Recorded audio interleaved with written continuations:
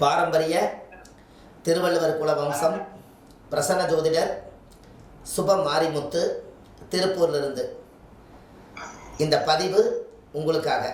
அதாவது நல்லா தெரிஞ்சுக்கங்க, ஒரு கோயிலில் ஒரு கருவறை உருவாகுதுன்னா அந்த கருவறைக்குள்ள 108 விதமான மூலிகை, 108 கோயில் மண், 108 அந்த காலத்தில் கோயில் உருவாக்குனவங்க, இன்றைக்கி கோயில் உருவாக்குறது இல்லை, ஆதி காலத்தில் முன்னோர்கள் 108 கோயில் மண், பழமை வாய்ந்த சக்தி வாய்ந்த கோயிலிருந்து அந்த கோயிலிருந்து மண்ணை உத்தரவு கேட்டு எடுத்துகிட்டு வந்து இவங்க கருவறையில் கொண்டு வந்து இவங்க ஊரில் போடுவாங்க. 108 கோயில் மூலிகையை உடைச்சிட்டு வந்து அதுக்குள்ளே போடுவாங்க. 108 கோயில் திருநூறு, 108 கோயில் சந்தனம், 108 கோயில் குங்குமம், எல்லாமே 108 கொண்டு வந்து எல்லாம் போட்டு ஆற்று மணலை வந்து கங்கா, யமுனா, சரஸ்வதி, கோதாவரி, சிந்து, காவேரிங்கிற மாதிரி பல ஊர்களில் இருக்கக்கூடிய ஆற்று மணலை கொண்டு வந்து சலித்து அந்த கருவறையில் போடுவாங்க. அந்த கருவறையில் போட்டு அந்த பூமி மட்டத்துக்கு கொண்டு வந்து அதே அளவுக்கு கருவறையை வளர்த்தி அந்த சிவலிங்கத்தை கொண்டு வந்து அது ஒரே கல்லில் ஒருத்தரே வடிவம் அமைச்சு 48 நாள் அவர் விரதம் இருந்து அந்த லிங்கத்தை சிலையை செஞ்சு அந்த சிலையில் வந்து அதுக்கு எல்லா உயிர்களையும் கொடுக்கணுங்கிறதுக்காக அந்த லிங்கத்தை 48 நாளைக்கு வரக்கூடிய மக்கள் எல்லாரும் நல்லா இருக்கணும், குழந்தை கிடைக்கணும், குடும்பம் நல்லா இருக்கணும், கடன் அடையணும், இப்படி எல்லாம் சொல்லி சொல்லி செதுக்கி அந்த சிவலிங்கத்தை வந்து உயிராக்கி அதை கொண்டு வந்து 48 நாள் தண்ணியில் வச்சு அதுக்கப்புறம் அதுக்கு வந்து செய்ய வேண்டிய முறையானதெல்லாம் பூஜை பண்ணி அதுக்கப்புறம் அந்த கருவறைக்கு அடியில் இந்த உலக மக்கள் யார் வந்தாலும் இந்த சிவனை பார்த்துட்டு போனால் நல்லா இருக்குன்னு சொல்லி ஒரு ஒரிஜினல் காப்பரில் அருமையான சக்கரம் எழுதி அதுக்குள்ள எல்லா விருத்தத்தையும் எழுதி அதை அந்த சக்கரத்தை வச்சு அந்த சக்கரத்துக்கு மேலே அந்த சிவலிங்கத்தை பிரதிஷ்டை பண்ணி அதுக்கப்புறம் அஷ்டபந்தனம் பண்ணி அதுக்கப்புறம் மகா கும்பாபிஷேகம் பண்ணினா தான் அந்த சாமிக்கு சக்தி 1000 வருஷம் 2000 வருஷம் நிலச்சி நிற்கிறதுக்கு காரணம். எப்படி?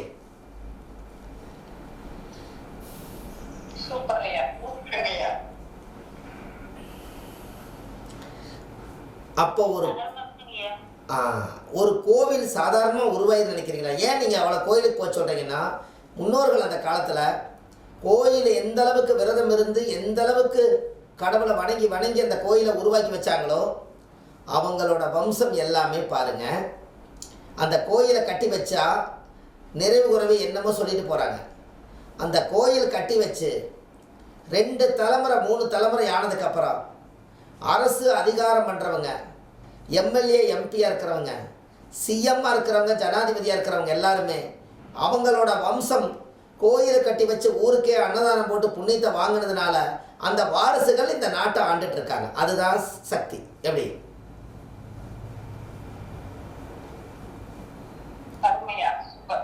இதுக்கு அந்த ஜாதகத்தில் அந்த பிறப்பு விதியில் நீங்கள் ராசி கட்டத்தை நீங்கள் எடுங்க, காக்கா குருவி சுடக்கூடியவருடைய ஜாதகத்தை நீங்கள் எடுங்க, ராஜ கிரகங்கள் எல்லாம் போய் நீச இடத்துல போய் உட்கார்ந்துருக்கும்.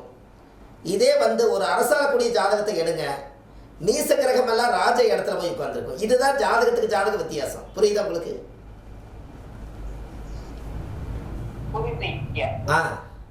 ஒரு ஜாதகத்தில் ஏழ்மையாக இருக்கிறவங்களையும் வசதி படைச்சு அரசாளக்கூடிய ஜாதகத்தை 2 கம்பேர் பண்ணிங்கன்னா ஒரு ராஜ கிரகங்கள் ஒரு நல்ல பவர்ஃபுல்லான கிரக நிலைகள் எல்லாம் ஒரு நீச்சமான இடத்துகளையும் காலபுருஷத்துக்கு பாதகங்களை எல்லாம் போய் அதுக்கு போய் உட்கார வேண்டிய இடத்துல போய் அந்த மாதிரி உட்கார்ந்து தரித்திர தோஷமாகி அந்த தரித்திரத்து வர முடியாத ஒரு பிறப்பு வாங்கித்தான் அந்த கிரகங்களெல்லாம் அமையும்.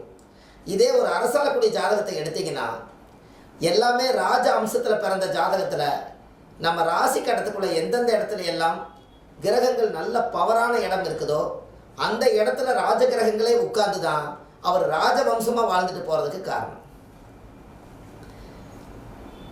இப்போ ஒரு உதாரணம், சூரிய மேச ராசியில் இருக்கிறாரு, அதுவே பெரிய உச்சங்கிறீங்க, கூட குருவும் சேர்ந்துட்டாருன்னா ராஜாவும் மந்திரியும் சேர்ந்துட்டா அந்த ஜாதகம் ஒரு நாள் இல்லாட்டி ஒரு நாள் அந்த அந்த அந்த ஊருக்காவது அவர் ஒரு நல்ல ஒரு பொறுப்புள்ள மனிதராக தானே இருப்பார். அதே சூரிய ஒரு மகர ராசி கும்பராசியில் போய் அந்த மகரத்தில் போய் குருவும் ஜூரின்னு உட்காந்துட்டா காலச்சக்கரத்துக்கு கர்மராசி அது சூரிய. அது காலச்சக்கரத்துக்கு 10ல் குரு வந்து நீசம்.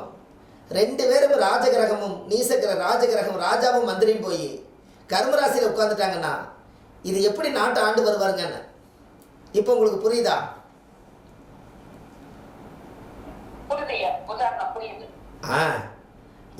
அதே குரு சூரியன் போய் ஒரு சிம்மராசியில் போய் உட்காந்துருச்சுன்னா அவர் சாதாரண குடும்பத்தில் பிறப்பாரா?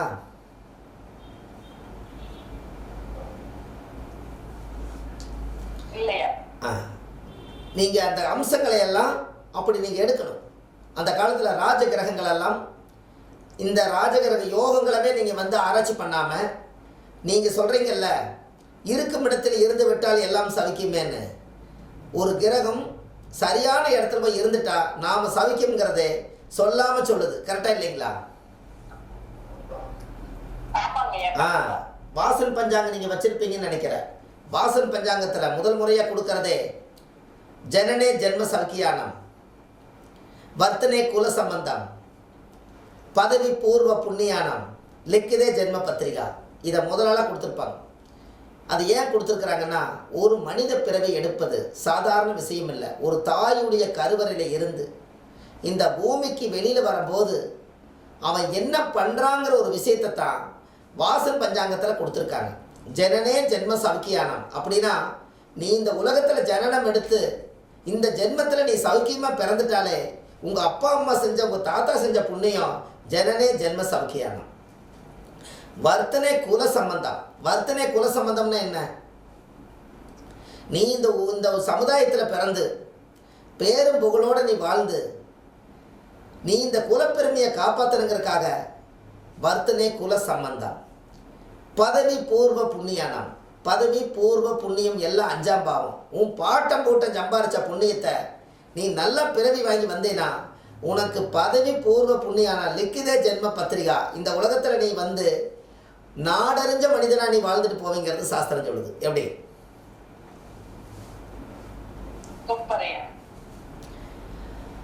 அதுக்கு தான் அந்த சுவாரஸ்யமான வார்த்தை. 4 வார்த்தை தான். அதில் எவ்வளோ பெரிய அர்த்தம் உள்ள வச்சிருக்காங்க பாருங்க. ஜனனே ஜென்ம சவுக்கியானம், வர்த்தனே குல சம்பந்தம், பதவி பூர்வ புண்ணியானம், லிக்கிதே ஜென்ம பத்திரிகா.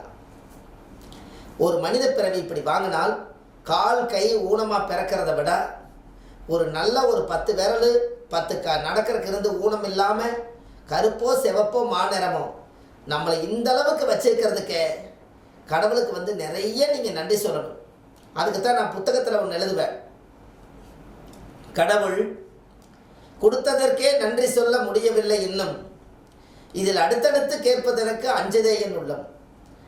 கடவுள் இவ்வளவு ஒரு சட்டையை கொடுத்துருக்கிறாரு, வாட்சியை கொடுத்துருக்கிறாரு, நம்ம தலை நிறைய முடியை கொடுத்துருக்கிறாரு, நம்மளுக்கு உடம்புல வந்து மானத்தை மறைக்கிறதுக்கு வஸ்திரம் கொடுத்துருக்கிறாரு, பசிக்குதுன்னா சோறு கொடுத்துருக்கிறாரு, இந்த அழகான ஒரு இயற்கை சீற்றத்தை பார்க்குற கண்ணை கொடுத்துருக்கிறாரு, வயிறு குழுங்க சிரிக்கிறதுக்கு பல்ல கொடுத்துருக்கிறாரு, நுகர்வு சக்திக்கு மூக்கை கொடுத்துருக்கிறாரு, காதில் இசை பூரா நல்லது கேட்கறதுக்கு காதை கொடுத்துருக்கிறாரு, 10 விரலையும் அள்ளி சாப்பிட்றதுக்கு விரலை கொடுத்துருக்கிறாரு, கால்நடையாக ஓடி போயாவது உழைச்சி வாழ்கிறதுக்கு காலை கொடுத்துருக்கிறாரு. நம்ம உடம்புல எல்லாத்தையும் கொடுத்து இத்தனையும் கொடுத்த கடவுளுக்கு காலையில் எழுந்திரிச்சு நீங்கள் என்ன செஞ்சீங்க? அதுக்கு தான் ஒரு வார்த்தை போட்டேன். கொடுத்ததற்கே நன்றி சொல்ல முடியவில்லை இன்னும், இதில் அடுத்தடுத்து கேட்பதற்கு அஞ்சுதே என் உள்ளம். எப்படி?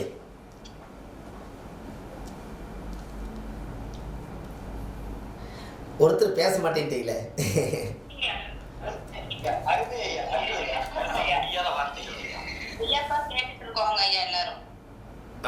பாருங்க, இது எதுக்காக இந்த விஷயங்களெல்லாம் உங்களுக்கு நம்ம சொல்கிறோம் அப்படின்னா, நீங்கள் தெரிஞ்சுக்கணுங்கிறதுக்காக சொன்னேன்.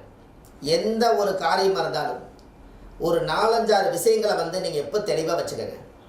ஜாதகம் பார்க்க யார் வந்தாலும் ஒன்று குழந்தையிலேருந்து வந்தால் அதை சரிப்படுத்துறதுக்கு ஒரு பரிகாரம், திருமணம்னு வந்தால் ஜாதகத்தில் திருமணத்தை சரிப்படுத்தி கொடுக்கறதுக்கு சரியான பரிகாரம், தொழிலே வந்தால் தொழிலை சரிப்படுத்தி கொடுக்கறதுக்கு சரியான பரிகாரம், உடலில் சரியில்லைன்னு வந்தால் அந்த உடலில் சரியாக இருக்கிறதுக்கு அது பரிகாரம்.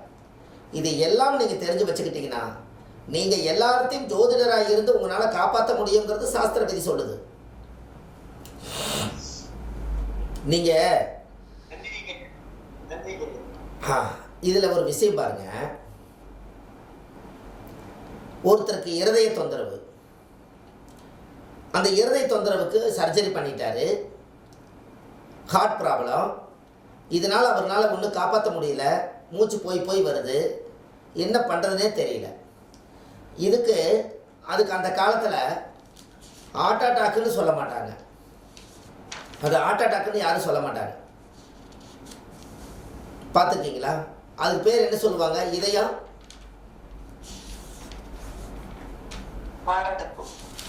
மாரடைப்பு சொல்லுவாங்க. இந்த மாரடைப்புக்கு நீங்கள் ஒரு விஷயம் பண்ணுங்கள். யாராவது ஒருத்தருக்கு உண்மையாலுமே அவங்களுக்கு இதய தொந்தரவு இருந்தால், சென்னை மாநகரில் பூந்தமல்லி பக்கத்தில் இருதய ஈஸ்வரர்னே இருக்கிறார். அவர் பேரே இருதய ஈஸ்வரர். இந்த இருதயம் ப்ளஸ் இருதய ஈஸ்வரர்னே இருக்கிறார். அங்கே போய் எனக்கு ஏதாவது ஹார்ட் ப்ராப்ளம் வரப்போகுதுங்க, எனக்கு நெஞ்சு படபடன்னு வருதுன்னா, அங்கே மட்டும் அந்த கோவிலில் இதயத்துக்குன்னே கோயில், அந்த இருதயத்துக்கு அந்த கோவிலில் போய் சுவாமிக்கு தேங்காய் பழம் பூமாலை கல்கண்டு வாங்கி அர்ச்சனை பண்ணி ஒரு டம்ளரில் தண்ணி கொண்டு போய் சாமியோட கருவறையில் வச்சு சாமிக்கு தீபாரதனை காமிச்சு அந்த 90 எடுத்து தண்ணியில் போடுவாங்க. சாமி பார்த்து எனக்கு இருதய நோய் குணமாகுன்னு சொல்லி சாமி நேரம் உட்காந்து குடிச்சிங்கன்னா இருதய நோய் குணமாகுது. எப்படி புரியுதுங்களா? அப்போ இந்த கோவில்களை பூராமே நீங்கள் கரெக்டாக பரிகாரம் சொல்லணும், அப்போ தான் அது கரெக்டாக லிங்க் ஆகுது. போன டைம் குழந்தை கன்சீவ் ஆகுன்னா சுகப்பிரசவத்துக்கு ஒரு கோயில் சொன்னேன், நீங்கள் எழுதி வச்சுருப்பீங்க. இருதயத்துக்கு சொல்கிறா, ஒவ்வொரு அங்கங்களாக வருதா? அப்போ இருதயீஸ்வரருங்கிறவர் அந்த கோயிலை போய் அந்த பூசாரிகிட்ட போய் நீங்கள் கேட்டிங்கன்னா, அந்த சாமியை வடிவம் அமைச்ச சித்தர் இருதயீஸ்வரர். ஈஸ்வரன் இதயத்தில் கோயில் கட்டிட்டு அதுக்கப்புறம் அதே மாதிரி அந்த கோயிலை கட்டுங்கன்னு சொல்லி கனவுல சொன்னாராம். அதனால் அந்த கோயில் இதயத்தில் கோயில் கட்டிட்டு அதுக்கப்புறம் இருதயீஸ்வரராகவே பிரதிஷ்டை பண்ணியிருக்காங்க. அதனால இருதயீஸ்வரர். எப்படி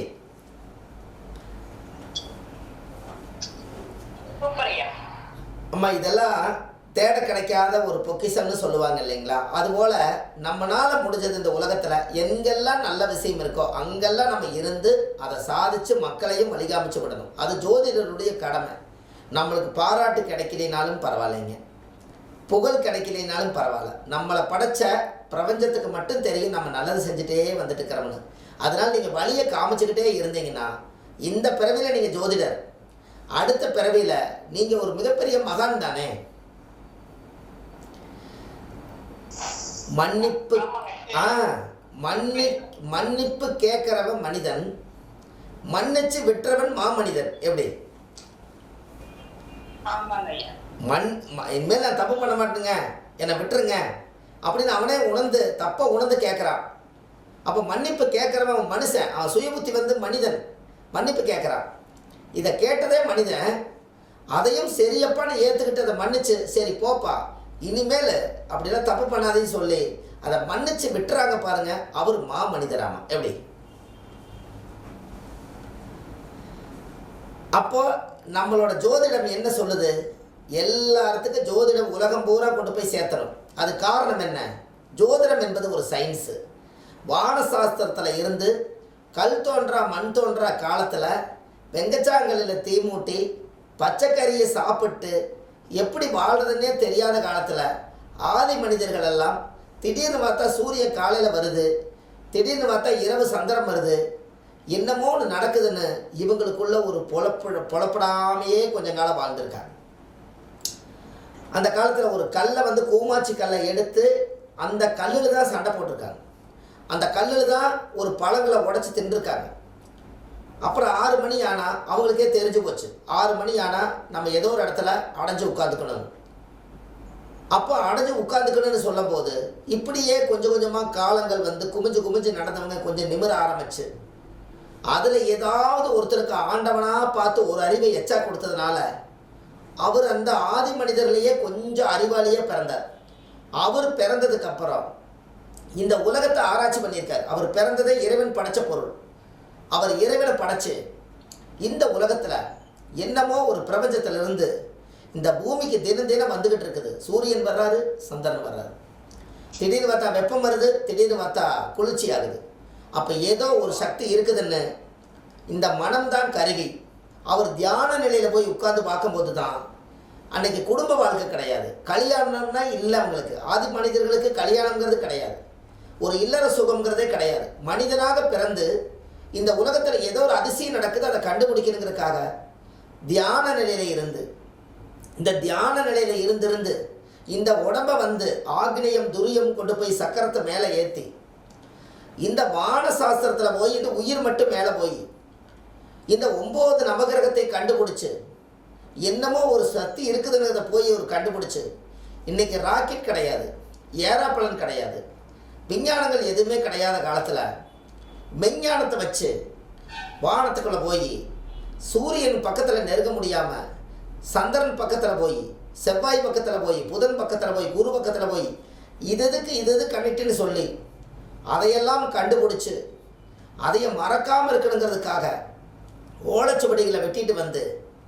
அதுக்கெல்லாம் வந்து சக்கரம் அமைச்சு கிரகங்களை எல்லாம் புகுத்தி பார்த்து இந்த வானசாஸ்திரம் இருக்கக்கூடிய கிரகங்கள் எல்லாம் இந்த பூமியில் வந்து இந்த நிலைமையில் ஒரு டைம் மாறுதே, இந்த நேரத்துக்குள்ள ஒரு குழந்தைகள் பிறந்தா இவங்களுடைய வாழ்க்கைகள் எல்லாம் எப்படி இருக்குதுங்கிறத அந்த காலத்தில் முன்னோர்கள் இதை ஆராய்ச்சி பண்ணியிருக்காங்க.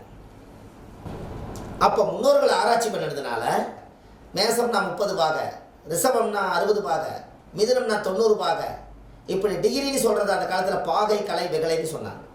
அப்போ இதை 360 பாகை கலை வெகலை எல்லாத்தையும் சேர்த்து இந்த 360 நாளுங்கிறத 360 டிகிரியாக வச்சு ஒரு வருட காலங்கிறத ஆதி காலத்தில் முன்னோர்கள் அதை பிரிச்சிருக்காங்க. அந்த 360 வருஷத்துக்குள்ள அந்த சூரியன் 360 டிகிரி நகரும் போது ஒரு நாளைக்கு ஒரு சூரிய டிகிரி நகர்ந்தா இந்த உலகம் எந்த மாதிரி இருக்குதுங்கிறத முன்னோர்கள் அந்த காலத்தில் ஆராய்ச்சி பண்ணியிருக்காங்க. இதை ஆராய்ச்சி பண்ணி அப்போ ஒரு சூரியனும் அந்த 60 நாளிகையை 30 நாளிகையை பிரித்து 10 நாளிகையை பிரித்து கடைசியில் ஒரு நாளிகையை பிரித்து கடைசியில் வினாடியை பிரித்து தனித்தனியாக ஒரு வினாடிக்கு குழந்தை பிறந்தால் ஒருத்தருக்கு ஜாதகத்தை கணிச்சு பார்த்து இந்த சாஸ்திர சம்பிரதாயங்களை எல்லாம் ஆராய்ச்சி பண்ணி பார்த்துருக்காங்க. அதுக்கப்புறம்தான் அந்த மூலாதாரம் அவர் கிடைச்சதுக்கப்புறம் கிரகம் இயங்கும் போது மனிதனும் அதன்படி இயங்குகிறான் அப்படிங்கிறத இந்த உலகத்துக்கு புகுத்துனாங்க.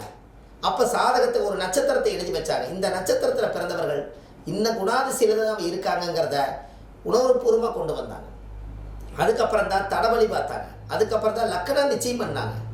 இந்த கிரகங்களை எல்லாம் ஆராய்ச்சி செஞ்சு அந்த முன்னோர்கள் எல்லாம் நம்மளுக்கு எளிமையான முறையில் இந்த பஞ்ச அங்கங்களை தான் பஞ்சாங்கம்னு சொல்லி அதில் பதிச்சு ஓலைச்சுவடியில் இருந்து புகுத்து தான் இன்றைக்கி வாசல் பஞ்சாங்கம், ஆற்காடு பஞ்சாங்கம், சீதாராம் பஞ்சாங்கம், பாம்பு பஞ்சாங்கம், திருவள்ளுவர் பஞ்சாங்கம் இப்படியெல்லாம் வெளியில் வர்றதுக்கு காரணம் ஆதி காலத்தில் ஓலையும் இத்து போச்சுன்னா இந்த உலகத்துக்கு சாஸ்திரம் சம்பிரதாயம் அழிஞ்சு போயிருன்னு சொல்லி அதில் இருந்து விஞ்ஞானிகள் பிறந்து அதையை வகுத்து தொகுத்து இன்றைக்கி எழுத்தும் பேனாவும் நோட்டு வந்ததுக்கப்புறம் இந்த உலகத்துக்கு நம்மளுக்கு சாஸ்திர சம்பிரதாயம் லட்டாட கிடச்சிது. அப்போ இந்த பஞ்சாங்கத்தின் ஜாதகத்தை எடுத்து இன்றைக்கி டேட்டா பருத்து போட்டால் இன்றைக்கி கிரகம் நட்சத்திரம் லக்கணம் எல்லாம் போட்டு இந்த இடத்துல இந்த கிரகம் வந்தால் இப்படித்தான் இருப்பீங்க சொல்கிறீங்களே, அந்த அளவுக்கு பேசு மட்டம் போட்டவங்க ஆதி காலத்தில் முன்னோர்கள் தானே.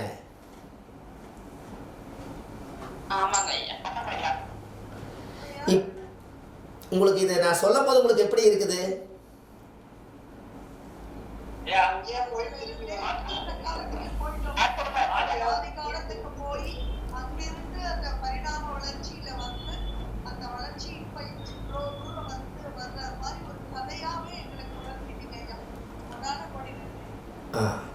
ஏன்னா நாளைக்கு நீங்கள் ஜோதிடம் பாடம் நடத்தும் போது இதே வார்த்தையை நீங்கள் உங்களால் சொல்ல முடியும். அப்போ சித்தர்களை அப்படியே ஆதி காலத்துலேருந்து அப்படியே படிப்படியாக சொல்லும் போது அப்படியே நீங்கள் இப்படித்தான் வாழ்ந்தாங்களாங்கிற அந்த கனவுக்குள்ளேயே போய் இந்த மாதிரி வந்துட்டீங்க. அது ஏன் அந்த தெளிவான வார்த்தையை உங்களுக்கு சொல்கிறேன்னா, நீங்கள் மூலமே இப்படித்தானே எடுத்துருக்குறாங்க.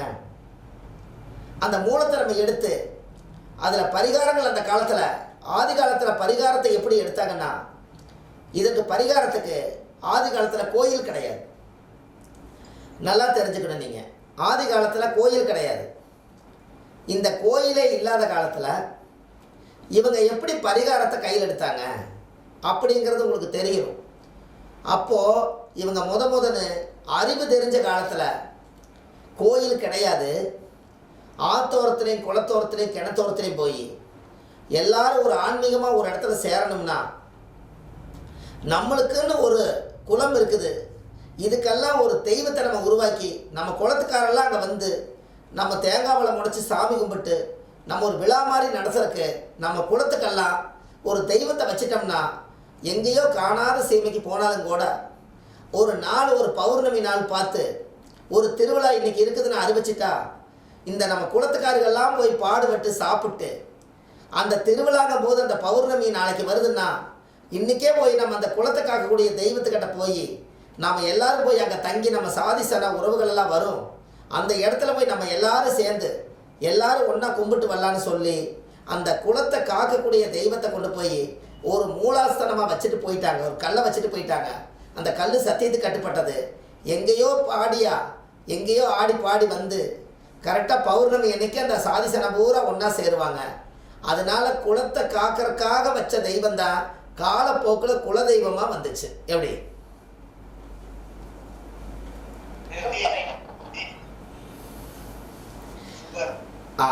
அந்த குளத்துக்கெல்லாம் ஒரு தெய்வத்தை வைக்கணுங்கிறதுக்காக முன்னோர்கள் எல்லாம் ஏன் அந்த தெய்வத்தை வந்து வச்சாங்கன்னா அந்த காலத்தில் முரட்டுத்தனமாக இருப்பாங்க, ரவுடியாக இருப்பாங்க, அரக்கனாக இருப்பாங்க, அருவாள் கத்தி கோடாளி எல்லாம் எடுத்து எதை வேணாலும் பண்ணிக்குவாங்க. அன்னைக்கு எந்த ஒரு பஞ்சாயத்தும் கிடையாது, எந்த போலீஸ் ஸ்டேஷனும் கிடையாது, உயிர்கள் சேதமாகி போயிடும். அப்போ இந்த அரக்கனை எல்லாம் பயப்படுத்துறதுக்காக இந்த முரட்டுத்தனமான இருக்கிறவங்களை எல்லாம் கட்டுப்படுத்துறதுக்காக நீ இந்த தெய்வத்து மேலானே இனிமேல் நீ வந்து சண்டை போட மாட்டேன்னு சொல்லு அப்படிங்கிறதுக்கு மனுஷன் சொன்னால் கேட்க மாட்டாங்க. அப்போ தெய்வத்து மேலே சொன்னால் தெய்வத்துக்கு கட்டுப்படுவாங்க. அப்படி தெய்வத்தை உருவாக்கி பல சத்தியத்தை காப்பாற்றுறதுக்காக தெய்வத்தை உருவாக்கி வந்ததான் கோயில். எப்படி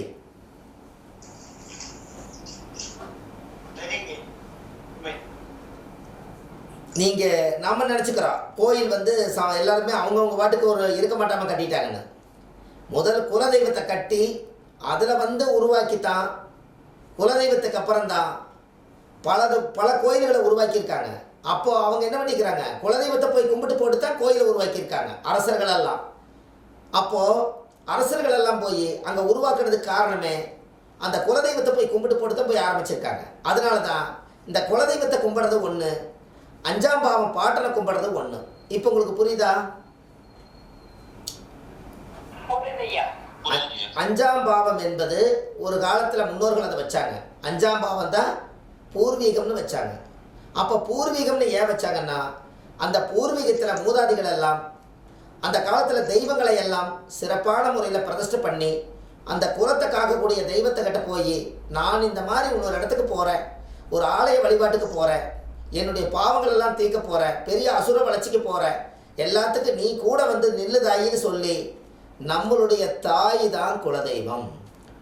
அந்த தாய்க்கு பேர் தான் குலதெய்வம். அதனால தான் குலதெய்வத்தை வணங்காமல் கோவிந்தா கோவிந்தா என்று பல தெய்வத்தை வணங்கினாலும் பலனொன்றும் இல்லைன்னு சொன்னதுக்கு காரணமே இதுதான் குலதெய்வம். இப்போ உங்களுக்கு இப்போ அஞ்சாம் பாவம், இப்போ நீங்கள் இங்கே தூக்குங்க, காலச்சக்கரத்துக்கு அஞ்சாம் இடத்தை எடுங்க. அஞ்சாம் பாவம் என்ன வீடா வருது? என்னங்க 5 குழந்தை. அப்போ மேசம் சிம்மம் தனுசு. அப்போ அஞ்சாம் இடம் தான் பூர்வீகம். அந்த பூர்வீகத்துக்கு அஞ்சாம் பாவம் எந்த வீடு வருங்க? தனுசு.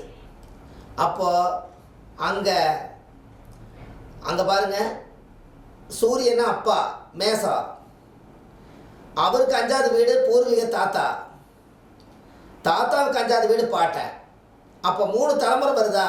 இந்த 3 தலைமுறை மேசமும் சிம்மமும் தனுசும். இந்த சூரியன் மேசம்ங்கிற செவ்வாய் வீடு, அடுத்தது சிம்மம் என்பது சூரியனோட வீடு, தனுசு என்பது குருவோட வீடு.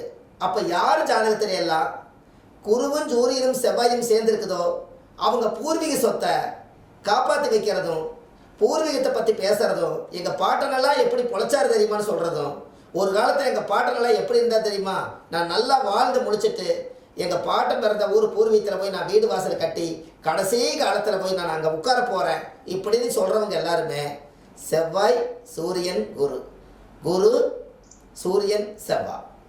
செவ்வாய், குரு, சூரியன் இந்த 3 கிரகங்களும் ஒரு ராசிலேயோ பார்வையிலேயோ சேர்க்கையிலேயோ இருந்தால் இவங்க பூர்வ ஜென்ம பூர்வீகத்துக்கும் பாட்டனுக்கும் தொடர்பு இருக்குதுங்கிறத இப்படித்தான் அந்த காலத்தில் கிரக சேர்க்கையை சேர்த்திருக்காங்க. எப்படி?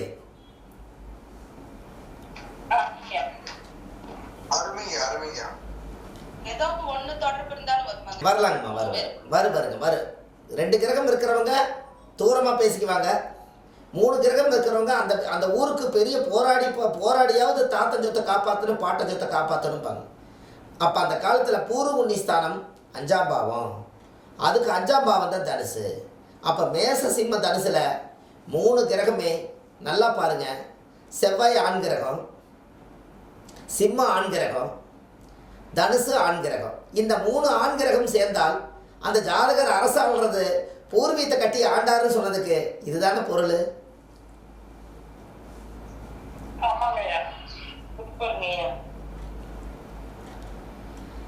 அப்போ நீங்கள் இப்படி கிரக சேர்க்கையை காலச்சக்கரத்துக்கு கிரக சேர்க்கை நீங்கள் எடுத்துட்டீங்கன்னா எந்த வக்கரத்தையும் நீங்கள் பார்க்க வேண்டாம். இந்த இடத்துல ஆட்டோமேட்டிக்காக இந்த இடத்துல கிரக சேர்க்கை சேர்ந்துருது. அப்போது இந்த ஜாதகத்தில் குரு, சூரியன், செவ்வாய் இந்த சேர்க்கை இருந்துட்டாலே அந்த ஜாதகருக்கு ஆயுள் முழுவதும் பாட்டனுடைய போட்டா வச்சு கும்பிட்றதும், தாத்தாவுக்கு திதி கொடுக்கறதும், முன்னோர்கள் வாழ்ந்த பொருள்கள் எல்லாம் நம்ம வீட்டில் ஞாபகார்த்தமாக வச்சுட்டு இருந்தாலே இந்த குரு, சூரியன், செவ்வாய் சேர்க்கை இருக்கிறவங்களுக்கு ஃபர்ஸ்ட் கிளாஸாக வாழ்க்கை நல்ல வேலை செய்யும். ஆமாங்க ஐயா, தாத்தா சொத்து அப்பா சொத்து தானே ஐயா சொல்றோம், ஆண்களை தான் சொல்றோம். அப்போ அந்த ஆண் ஏன் ஆண் வாரிசை நீங்கள் உருவாக்குனீங்க? அப்போ அந்த காலத்தில் குரு என்பது யானை, குரு என்பது யானை, சிம்மம் என்பது சூரியன் என்பது ராஜா. அதே போல குரு என்பது யானை, சிம்மம் என்பது ராஜா, செவ்வாய் என்பது படை தளபதி. அப்போ யானை மேலே சூரியன் உட்காந்து தளபதி கூட போறாரு. அப்போ குரு என்பது ஆன்மீகம். ஒரு ராஜா நடந்து போகும்போது, சப்பாரம் எடுத்துகிட்டு போகும்போது ராஜா அதுக்குள்ளே இருந்தாருன்னா முன்னாடி போகும்போது எந்த விதமான தீய சக்தியும் தாக்கிடக்கூடாதுங்கிறதுக்காக ஒரு பிராமணர் ஐயர், குரு என்பது ஒரு மகான், ராஜாவுக்கு கேடு வரக்கூடாதுன்னு சொல்லி முன்னாடி பாடிக்கிட்டே போவார். சென்டரில் ராஜா வருவார், பின்னாடி யார் வருவார்னா செவ்வாய் என்பது படை தளபதி வருவார். அப்போ முன்னாடி குரு, பின்னாடி செவ்வாய், சென்டரில் சூரியன். இப்படியே இருக்கிற மாதிரி சப்பாரஞ்சோடி போய்த்தான் நாட்டு அரசனை காப்பாற்றிருக்காங்க. எவ்வளோ ஒரு ரகசியம் வருகிறது.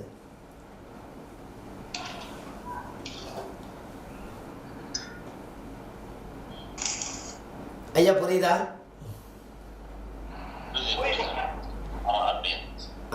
நாட்டு அரசனை காப்பாற்றிருக்காங்க. அப்போது அந்த காலத்துல எல்லாம் முன்னோர்கள் இப்படித்தான் வாழ்ந்திருக்காங்க. அப்போது மெயின் அந்த காலத்தில் ராணியோட படம், ராஜாவோட படமெல்லாம் ஆதி காலத்தில் பெரிய பெரிய மகான்கள் எல்லாம் ராஜாவோட படத்தையும் ராணியோட படத்தையும் ஜமீன்தாருக்கு இப்போ மாட்டி வச்சுருப்பாங்க.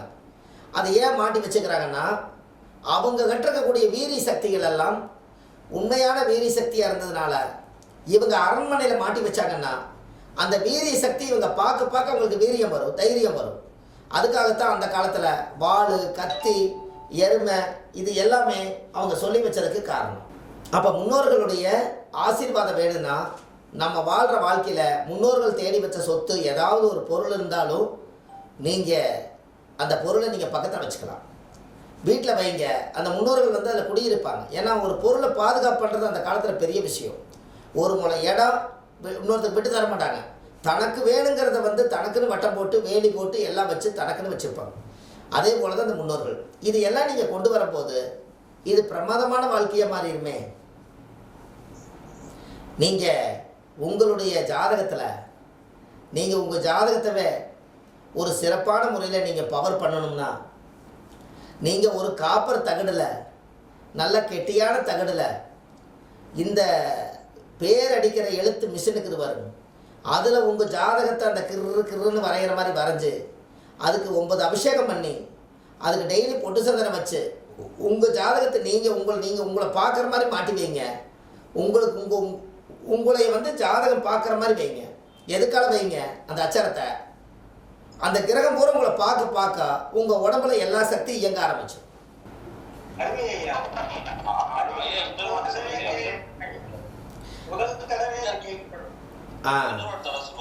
நம்ம ஜாதகத்தை ஒரு காப்பர் பிளேட்டில் சுத்தமாக கழுவி ராசி கட்டம் அமைச்சு உங்களுடைய கிரக நிலைகளெல்லாம் எந்தெந்த இடத்துல ராசி கட்டத்தில் இருக்குதோ எழுதி அதுக்கு தேவையான பொட்டு சந்திரன் சாமியெல்லாம் வச்சு ஒரு 9 விதமான அபிஷேகம், பால், பன்னீர், தேனி, இளநீ, மஞ்சள் நீர், திருமஞ்சனம், அபிஷேக, பொங்கல், நைவேத்தியம் எல்லாம் அந்த சாமியோட சக்கரத்துக்கு பூஜை பண்ணி ஒரு தெய்வத்துக்கு கொண்டு போய் கருவறையில் வச்சா எப்படி சாமிக்கு பவர் வருதோ அது ஒரு ஜாதகத்துக்கு பவர் வரும். அதை ஒரு ஜாதகத்தில் உங்களுக்கு என்ன திசை நடக்குதோ, செவ்வாய் திசை நடக்குதா, செவ்வாய் என்பது முருகர், ஒரு அரளிப்பூ ஒரு பை வாங்கி உங்கள் ஜாதகத்துக்கே சஷ்டி நோக்க சரவண பவனார், சிஸ்டர் குதவும் செங்கதிர் வேளாண், பாதமிரண்டில் பன்மதி சரங்கி, கீதம்பாடா கிண்கிணியாடன், ஒரு சஷ்டி நோக்க சரவண பவங்கிற கந்த சஷ்டி கவசத்தை டெய்லி காலையில் செவ்வரளி பூவும் கொஞ்சம் மஞ்சள் அரிசி வச்சு உங்கள் ஜாதகத்துக்கு டெய்லி பூ போட்டு சாமி கும்பிட்டு அர்ச்சனை பண்ணி உங்கள் ஜாதகத்தை எடுத்து நீங்கள் தொட்டு கும்பிட்டு எதுக்கால வைங்க, உங்கள் கிரகம் உங்களோட பேசும். எப்படி?